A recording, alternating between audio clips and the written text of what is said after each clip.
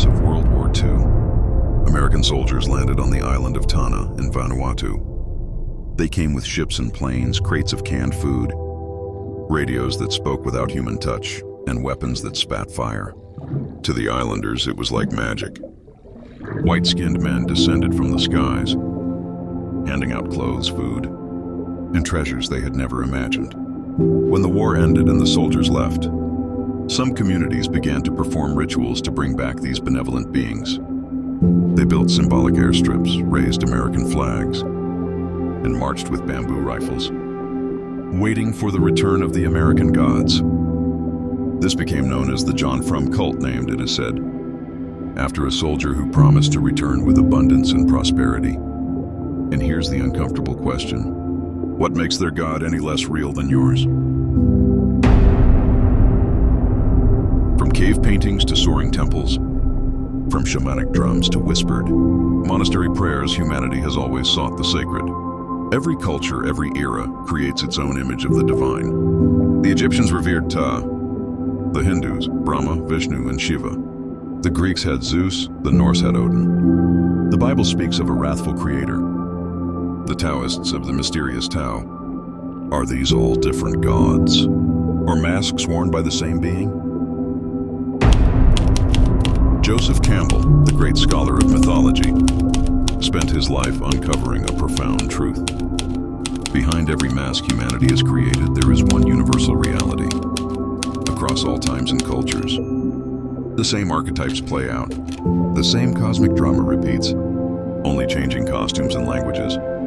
Campbell called it the monomyth, the hero's journey. And he noticed something uncanny. Myths from cultures that never met each other often told the same story. The Sumerians told of Utnapishtim, who built an ark to survive a great flood. The Aztecs told of Coxcoxtli, who did the same. Hindus speak of Manu, saved by Vishnu's guidance. In Papua New Guinea, in Africa, in Native American traditions, the same tale reappears. Different lands, different gods, same story. The problem comes when we mistake the mask for the face. When the finger pointing at the moon becomes more important than the moon itself. This is when religion transforms from a living path to a dead institution. A living religion uses symbols to connect us with the mystery. A dead one clings to those symbols as if they were the mystery itself. Buddhism offers a perfect example.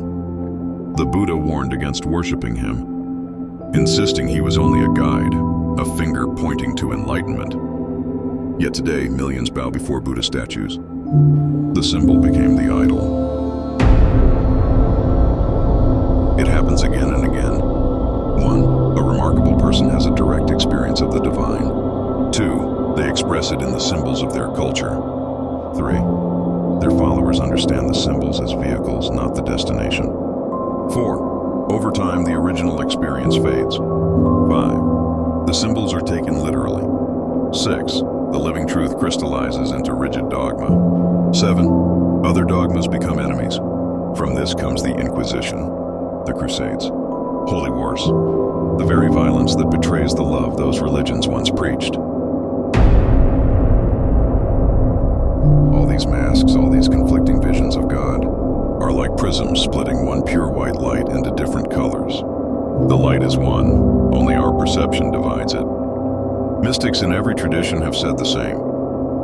Plotinus spoke of the One, Ibn Arabi of the unity of being, Shankara of Brahman, the reality beyond illusion, Taoists of the Tao, the source of all things, Kabbalists of Ein Sof, infinite light, and now physics is beginning to echo them. Point the most powerful microscope at anything in Apple, your hand, the stars. Zoom in, cells, molecules, atoms, protons and neutrons, quarks. Beyond that, tiny vibrating strings or invisible quantum fields. Beneath everything is the quantum vacuum, a vast ocean of energy, constantly bubbling with virtual particles. From this emptiness arises all matter, all energy, even space and time. What qualities do we give to God? Omnipresent, omnipotent, omniscient. The quantum vacuum is in all things omnipresent. It contains infinite potential, omnipotent. It is the foundation of everything that happens, omniscient. Call it God, call it Brahman, call it the Tao. The names don't matter. It is the face behind every mask.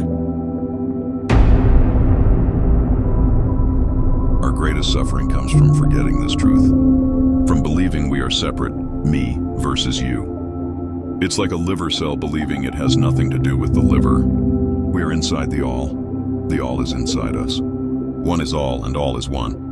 This is enlightenment when our inner frequency comes into harmony with the highest vibration, unconditional love. If the truth is so clear, why isn't it accepted? Because masks serve powerful purposes: identity, security, hierarchy, control. Letting them go feels like ego death. But today, for the first time, we can study every spiritual tradition side by side. We can see their shared truths. Science confirms that meditation changes the brain, decreasing the ego's grip and increasing our sense of unity. And this shift is not just personal, it's survival. Our global crises, climate change, inequality, conflict are symptoms of a fragmented consciousness. The future demands a planetary identity, not a tribal one. Campbell predicted the myth of the future would be planetary, honoring diversity while knowing unity. It will not be a single religion, but a shared understanding that all traditions are expressions of the same truth.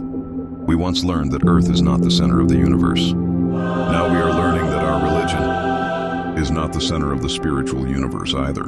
This is liberation. When we stop defending our piece of truth, we gain access to the whole truth. The invitation is simple. Don't abandon your tradition.